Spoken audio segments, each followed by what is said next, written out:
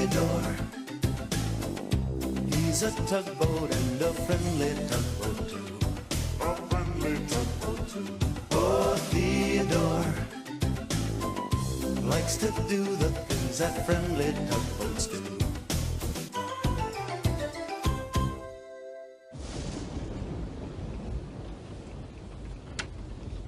Oh, hello. What a storm. You know, the ships here in the big harbor have to be very careful in rough weather like this. You know, when I was a child, I was afraid of thunder and lightning. The flashes of light used to make me jump. And the loud booming sounds used to make me shake. I'm not afraid anymore, though. Actually, I think it's kind of exciting. But I guess the first time you see or hear anything strange can be pretty scary. You know, I remember one time when Theodore was really frightened. It was the first time he'd ever seen the Dark and Scary Cove.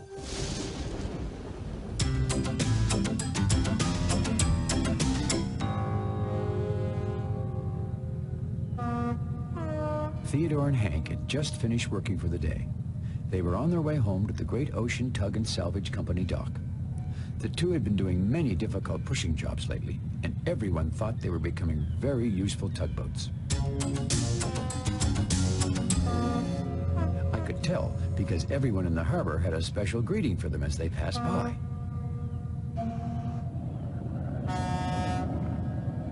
"This is the nicest place in the whole world," Theodore called out to the sea and sky. And then he continued along, listening to all the sounds coming from around the bustling harbor. 12. What was that, thought Theodore. 13. It was Hank. He was so loud that even sleepy old Benjamin Bridge looked up in surprise. 12 and 13 what, Hank? Asked Theodore. "Oh," said Hank, 13 rocks covered with seaweed." "Great, Hank," said Theodore, and he turned to continue on back to the Great Ocean dock. But quickly, Hank was right alongside. "Theodore! Wait, Theodore! Let's see who can be first to Cobequid Cove." Now, Theodore did like going to Cobequid Cove, deep in the harbor. The water was warmer there and was always so nice and peaceful. But it wouldn't be very peaceful with Hank's loud rock counting. And he also knew they were supposed to be back before dark. "Come on, Theodore," said Hank. Hank kept charging ahead and then idling his engine to slow down until Theodore caught up with him. "It'll only take 18 minutes, he added, trying to use his most convincing voice. "Okay," replied Theodore at last. 18 minutes.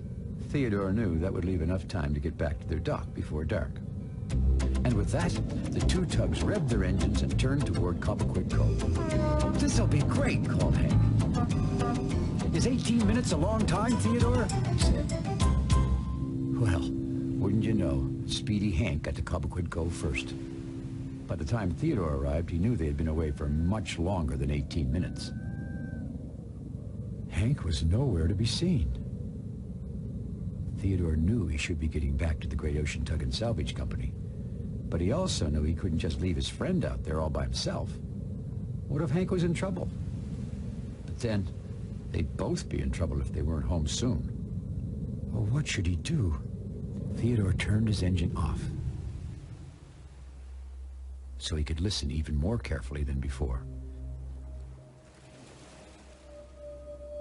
He began drifting on the tide and saw he was heading towards the entrance to a dark cove. A cove he'd never been in before. There was a scary old rusty wreck floating nearby. And big trees all around, growing out of high, sharp-looking rocks. It seemed more like a cave than a cove. Who's there?" said Theodore softly. But there was no reply.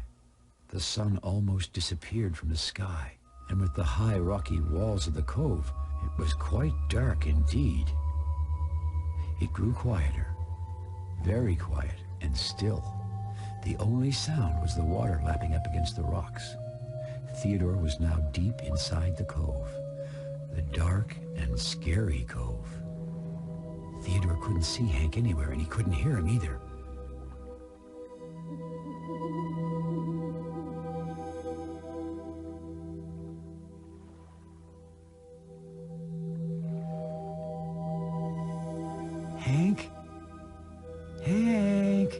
whispered, but there was no reply.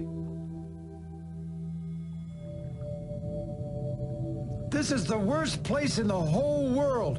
he yelled as loud as he could, but no one could hear him. And that made him feel even worse. His eyes followed the path of his light shining on the rocks. He saw a large, dark shape in the water just ahead. It looked just like a crocodile. Theodore gasped and he backed away with all his might.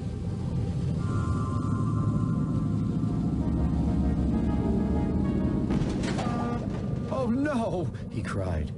111, 12, 11. It was Hank, and Theodore had backed right into him. "Hank," said Theodore, amazed, "where have you been?" Theodore was still shaking inside. "Oh, hi, Theodore," replied Hank with a smile. "I've been counting rocks. There are lots of rocks in here." Well, Theodore didn't know what to do first. Feel happy that he hadn't hit a rock, or angry that what he thought was the rock was really Hank. But before he could decide, something really scary happened. It was the scariest sound those two tugboats had ever heard. They revved their engines so fast they almost lifted right up into the water. "Let's get out of here, Theodore!" shouted Hank. "Follow me, Hank!" yelled Theodore. The two zigged and zagged as fast as they could away from that sound. They were both heading for the narrow channel. They were going at top speed away from whatever that awful thing was in the dark and scary cove. They were going as fast as they could, and that rattled Hank's lifeboat free from its place. Off it fell, right into the water. But neither tugboat noticed. The next morning was sunny and delightful, all right, but not for our friends Theodore and Hank. Theodore's night had been filled with bad dreams about the dark and scary cove, and especially about the awful sound. And as for Hank, well, the dispatcher was being very stern with him. "And finally, Hank," he was saying, "any tugboat without a lifeboat cannot do any work for this company. Until you find your lifeboat, Hank, you are to stay here in your dock. Is that clear?" "Yes, Mr. Dispatcher, sir," answered Hank in a very small voice. "Theodore Tugboat?" called the dispatcher. "Yes, sir," answered Theodore quickly. "You will work double duty today," said the dispatcher, "and every day until Hank's lifeboat is found. You will start with George. Meet him at Cobequid Light. Proceed immediately. That is all." The dispatcher watched Theodore move away from his dock. "And Theodore," he called, "don't be late again like yesterday, or else you will remain in your dock as well." "I'll remember, Mr. Dispatcher, sir," replied Theodore very seriously. Hank remained silent. He was very sad about having to stay in his dock. Theodore felt sad about his friend, too, but he felt worse about going to Cobequid Light. That awful sound was still ringing in his head, and Cobequid Light was right outside the dark and scary cove.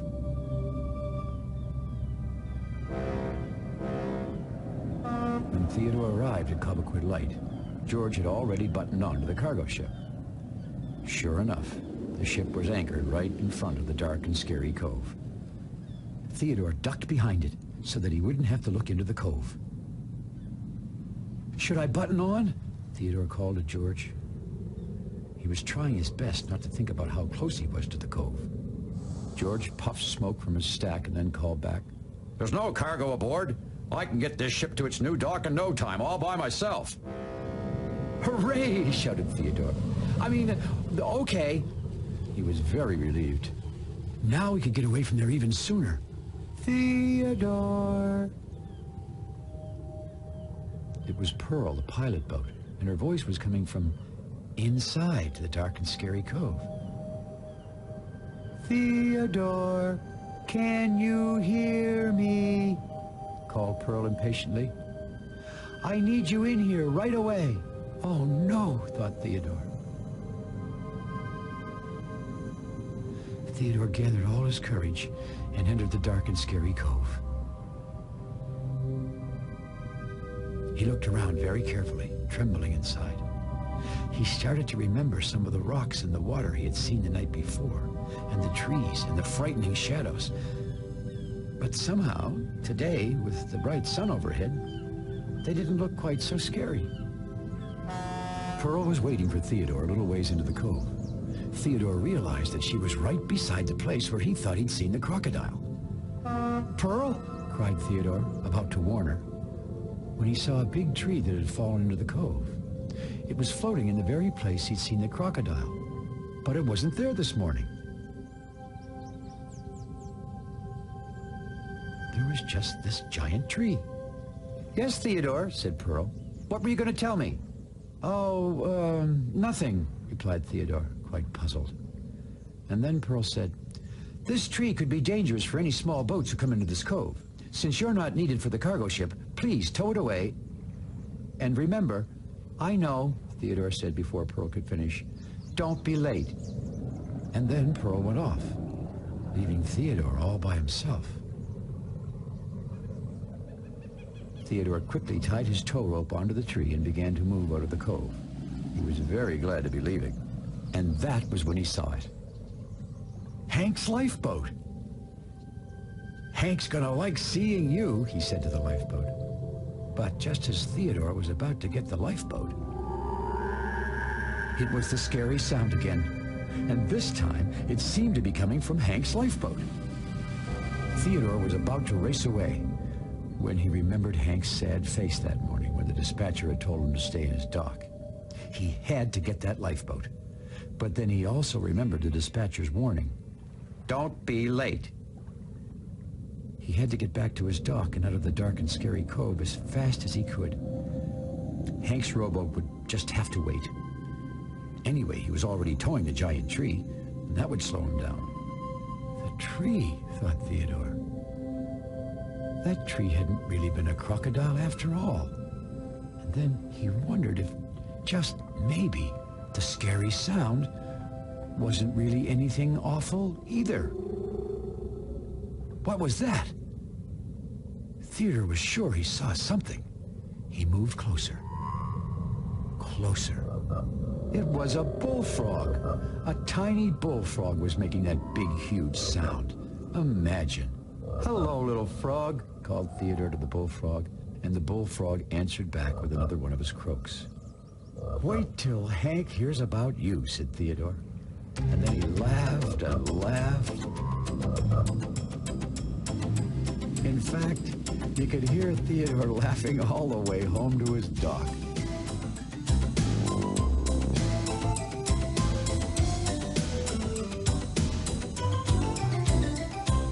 Well, everyone at the Great Ocean Tug and Salvage Company had a good laugh, too. Especially when Theodore told that crocodile and bullfrog story. But the happiest of all was Hank, because he got his lifeboat back and could go back to work. Even the dispatcher, who's a little gruff sometimes, said that Theodore did a good job and was a very useful tugboat indeed. Well, it looks like the storm is over. And calm and clear again here in the big harbor. We don't need these. But who knows what'll happen out here next.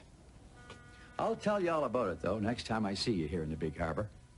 Thanks for visiting with us. Bye for now.